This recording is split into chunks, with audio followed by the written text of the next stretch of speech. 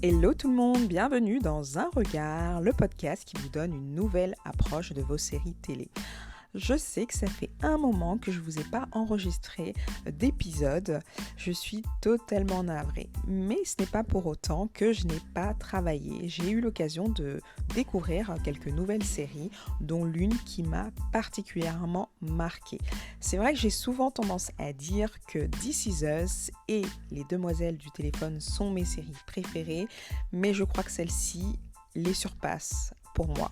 Il s'agit de Outlander, que je pense qu'un jour je vous ferai un épisode sur cette série qui mérite à être connue. Mais aujourd'hui, nous allons parler de deux séries qui sont actuellement en diffusion sur Amazon Prime.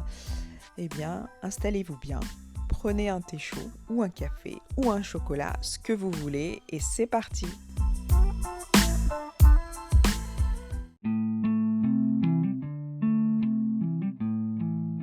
J'aimerais vous faire découvrir deux nouvelles séries aujourd'hui, Modern Love et Solo. Ces deux séries sont centrées sur les relations humaines. Modern Love ou L'amour moderne est une série inspirée de la rubrique éponyme du New York Times lancée par Daniel Jones en 2004. Ça fait près de 18 ans que le New York Times propose à ses lecteurs de raconter leurs histoires d'amour, et pas uniquement au sens romantique, mais au sens le plus large dont il puisse exister, que ce soit l'amour au sein d'une famille, l'amour de soi, l'amour platonique, l'amour amical, la sexualité, peu importe. Modern Love, c'est la chronique la plus lue du New York Times, si bien qu'elle a été dupliquée sous différents formats pour donner naissance à la fois à un podcast, un livre et une série télé. D'ailleurs, petite parenthèse, si ça vous intéresse, sachez que Courrier International les a traduites en français et les publie chaque dimanche. En 2019, Amazon en fait une série en adaptant sur 2 saisons les histoires les plus populaires. Toutes ces histoires sont retranscrites à l'écran avec une grande authenticité, ce qui permet d'être touché. Alors on va zoomer sur l'épisode 2 de la saison 1, je précise. Vous savez, cet épisode où Anna Hathaway, qui joue le rôle de Lexi, est une femme bipolaire. La seconde série dont j'ai envie de vous parler, c'est Solo. Encore une série Amazon, décidément. Alors heureusement que mes 2 derniers podcasts étaient sur des séries Netflix, parce qu'on pourrait vraiment penser que j'ai un partenariat avec Amazon, ce qui n'est pas le cas. Bref, je digresse. Solo est sorti en 2021, donc c'est assez récent, avec une seule saison pour le moment, de 7 épisodes et sans lien les uns avec les autres. Et cette série, elle est portée par de grands acteurs comme Morgan Freeman, Anna Hathaway, Uzo Aduba, pour ceux qui se souviennent, c'est Folding dans Orange is the New Black, pour ne citer que. Solo, c'est un petit peu la série qui est vue comme une sorte de Black Mirror. Mais contrairement à Black Mirror, qui est centré sur l'évolution, l'impact et l'ingérence des nouvelles technologies dans tous les aspects de nos vies, dans un futur plus ou moins proche, Solo, quant à elle, est centré sur les rapports entre êtres humains. Le rapport à sa propre vie également. C'est plus une réflexion a posteriori des personnages sur un pan de leur vie. Je suis assez mitigée sur cette série. Autant Modern Love, c'est une très bonne série, du moins sur la saison 1, avec de très belles histoires, autant Solo, ce n'est pas une série que je conseillerais à tout le monde. Les thèmes abordés sont intéressants, mais faire le choix du monologue dans quasiment tous les épisodes, je suis pas sûre que ce soit la meilleure manière de mettre ces thématiques en avant. Alors d'autre part, on survole les sujets, on ne les creuse pas, on reste sur des généralités, on perd en authenticité. C'est plat, ça manque de relief. Alors, l'idée de la série est bonne sur le papier, hein. Faut pas se mentir, le jeu d'acteur est excellent, mais on aurait pu mettre plus de sens, car pour certains épisodes, on a du mal à comprendre où est-ce que l'on souhaite nous emmener. On finit presque par se dire à la fin de certains épisodes, ok, donc tout ça pour ça. Y avait-il besoin de faire 1001 détours pour en arriver là ?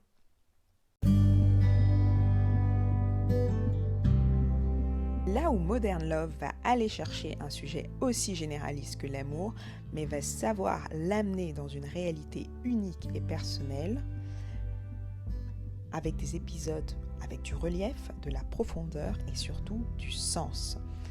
Et puis, c'est forcément plus facile pour Modern Love puisque toutes les histoires sont inspirées de faits réels.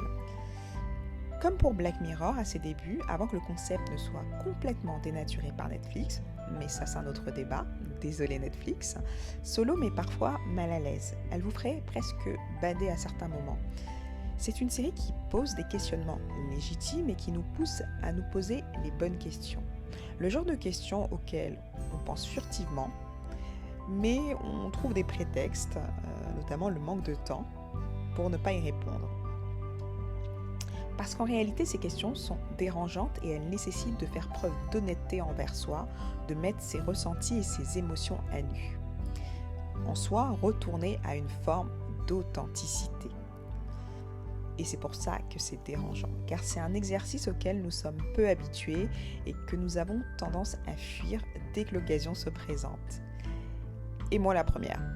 L'épisode que je vais évoquer est un épisode où il n'y a pas d'action, pas de figurant, juste une dame de 71 ans qui exprime ses regrets face à une intelligence artificielle. Pour reprendre depuis le début, Peg est sélectionnée pour faire partie d'une expérience qui consiste à aller dans l'espace. Mais dans cette expérience, aucun retour sur Terre n'est possible. Et au cours de ce voyage, elle se livre progressivement. Ça commence par une chanson qu'elle fredonne, dont elle ne se souvient plus du titre.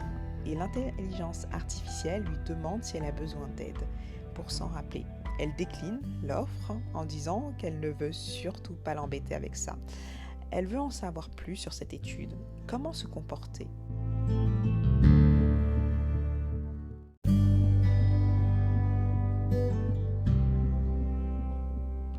Il lui répond qu'elle doit se contenter d'être elle-même, mais elle ne sait pas ce que ça veut dire être elle-même. Elle qui a toujours vécu en tenant uniquement compte des autres. Elle pose la question suivante à l'intelligence artificielle, que je vais appeler AI, ça sera beaucoup plus simple. Si je suis moi, si je suis moi-même, serais-je prise en compte par les autres? Alors je vais répéter la question. Si je suis moi-même, est-ce que je serai prise en compte par les autres? Et là, progressivement, nous allons remonter le temps, comme si on déroulait une pelote de laine. Elle nous fait part de ses nombreux regrets, celui de ne pas avoir pris sa place, de ne pas avoir osé être qui elle était réellement. Elle va répéter tout au long de l'épisode « je n'osais pas, je craignais de déranger ». Et cette peur de déranger, certainement due à un manque de confiance en elle, lui aura valu de passer à côté d'une belle histoire d'amour, de la maternité. Tout au long de son monologue, qu'elle pense être un dialogue avec l'intelligence artificielle AI, elle remettra en perspective tous ces événements de vie à côté desquels elle est passée. Elle fait naître l'émotion par sa manière de s'exprimer qui est presque enfantine, comme s'il s'agissait de son enfant intérieur qui s'exprimait et dialoguait avec son adulte intérieur, qui est représenté par l'AI.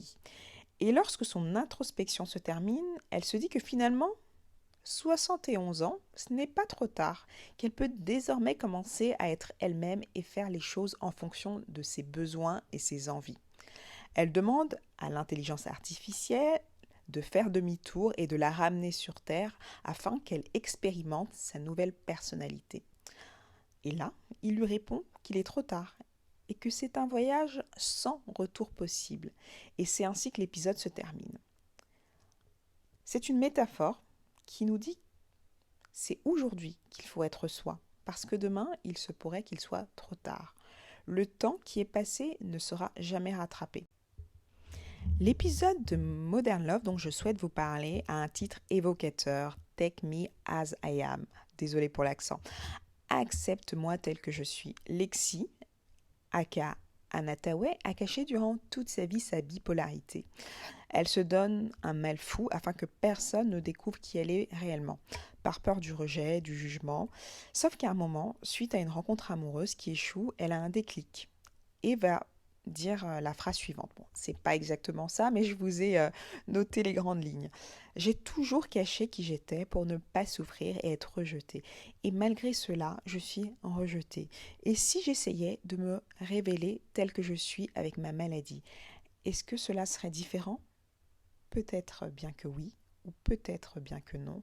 Mais quoi qu'il en soit, j'aurais permis au monde de m'accepter ou non en toute connaissance de cause, dans l'authenticité et non plus dans la manipulation de ma personnalité. Comme disait Albert Einstein, la folie, c'est de faire toujours la même chose et de s'attendre à un résultat différent. Cette citation, pour moi, nous renvoie à nos propres erreurs, que l'on répète bien trop souvent, et sans jamais prendre de recul pour les observer sous un angle différent. Et c'est souvent dans la souffrance, malheureusement, qu'on apprend de nos erreurs. Après un énième échec amoureux avec Jeff, un homme qu'elle va rencontrer au supermarché, elle se rend compte qu'il est temps de changer de schéma et de cesser de se rejeter. On dit souvent que les autres sont nos miroirs et qu'ils nous renvoient à ce que nous sommes. Je pense qu'un jour je vous ferai un épisode plus poussé sur cette thématique. Dans le cas de Lexi, c'est d'autant plus vrai parce qu'elle se sent rejetée au travail. Elle va subir des licenciements à plusieurs reprises. Dans sa vie amoureuse, elle va souvent être quittée. À l'instar du jeu de miroir évoqué un petit peu plus haut, nous sommes rejetés parce que nous nous rejetons nous-mêmes. Lexi rejette sa bipolarité. Elle n'accepte pas cette partie d'elle. Ce n'est pas elle qui contrôle la maladie, mais c'est la maladie qui la contrôle, puisque elle fait son emploi du temps en fonction des up and down de sa bipolarité. Dans le cas de Lexi, rejeter sa maladie, c'est ne pas s'accepter telle qu'elle est. Et ne pas s'accepter tel qu'on est, c'est ne pas être totalement dans l'amour de soi. S'aimer, ce n'est pas uniquement accepter ses côtés lumineux, mais c'est aussi aimer et comprendre ses parts d'ombre sans les rejeter.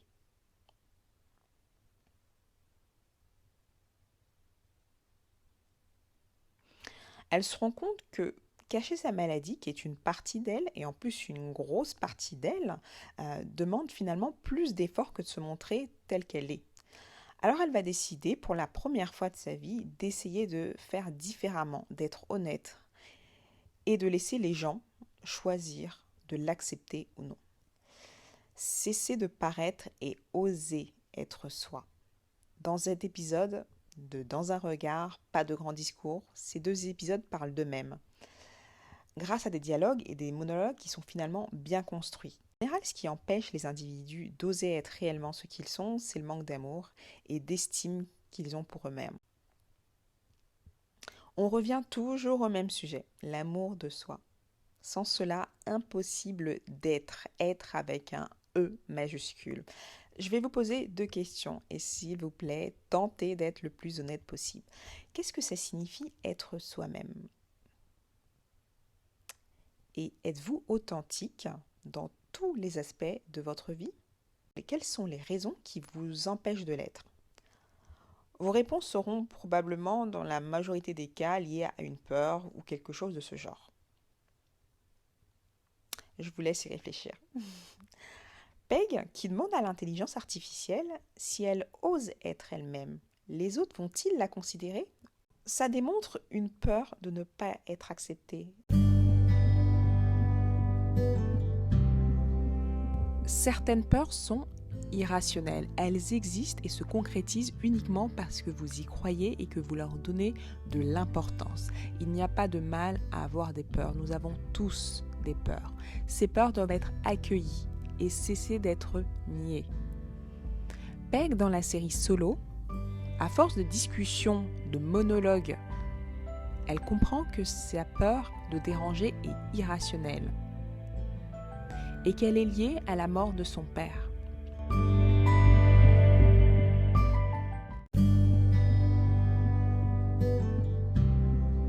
Sa mère était tellement triste que cette petite fille qu'était Peg n'a pas eu assez de place pour exprimer son propre chagrin. Elle avait peur de déranger sa mère, de s'imposer.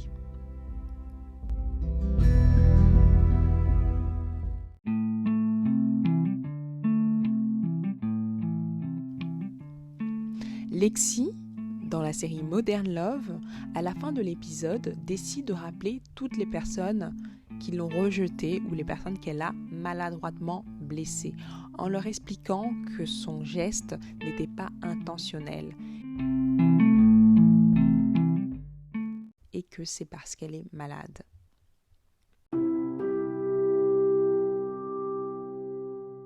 Vous l'aurez compris, cet épisode de Dans un regard porte sur l'importance d'être soi. Être soi-même, c'est avant tout se connaître sans se laisser définir par les autres. Qui êtes-vous ? Quelles sont vos valeurs, vos peurs, vos rêves, vos espoirs et vos attentes ? Connaissez-vous vos qualités, vos défauts ? C'est normal de ne pas savoir répondre à toutes ces questions, mais pas de panique. Les réponses vous viendront progressivement lorsque vous commencerez à vous observer en conscience. Vous allez parfois même vous tromper, et c'est normal, il faut bien commencer quelque part. Maintenant qu'on a fait connaissance avec soi, il faut apprendre à aimer chaque partie de soi, les bonnes comme les moins bonnes. Et ça peut aider à éviter de tomber dans l'ego et la comparaison systématique avec les autres. Les parties que vous aimez le moins, il ne faut pas essayer de les cacher, de s'acharner contre elles. Comprenez-les et voyez comment vous pouvez les faire évoluer avec douceur et bienveillance. Soyez bienveillant avec vous. Vous êtes votre meilleur ami. Traiteriez-vous votre meilleur ami de la même manière dont vous vous traitez ?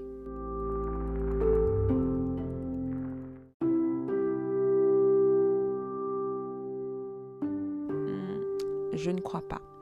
Essayez de faire en sorte de synchroniser vos pensées, vos paroles et vos actes.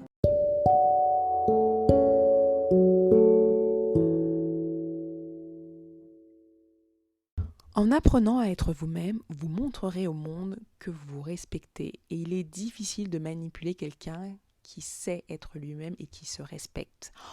En étant vous-même, vous jouez carte sur table et vous allez automatiquement attirer des personnes qui vous ressemblent.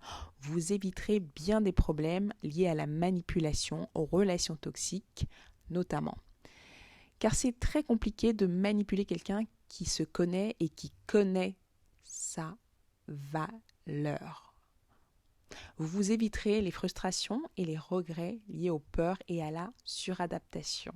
Le faux self, autrement. C'est tout pour aujourd'hui, j'espère que cet épisode de Dans un regard vous aura plu.